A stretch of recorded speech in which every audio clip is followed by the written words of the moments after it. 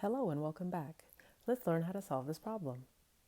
We are given for how many games is the total cost of bowling equal for the two bowling establishments? And then we can see for the family bowling place how much it is per game and how much it is for shoes.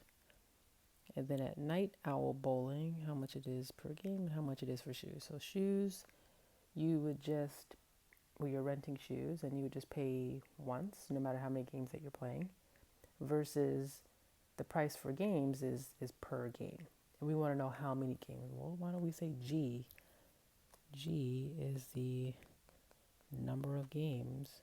The number of games such that the price will be the same. How many games does someone need to play in order to end up paying the same price no matter which place they go to? So if we know that at one place it's $4 per game plus $1 for shoes, we want to know when is that equal to $3.75 per game plus $2 for shoe.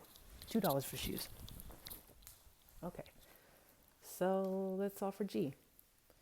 I want to collect my G's to the same side, so minus 3.75G both sides. 4 minus 3.75 is 0.25G plus 1 is equal to 2 minus 1 on both sides. Then we have 0.25G is equal to 1. And then divide both sides by 0.25.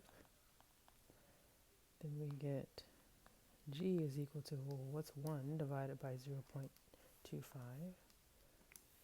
4. So 4 games. And we're done.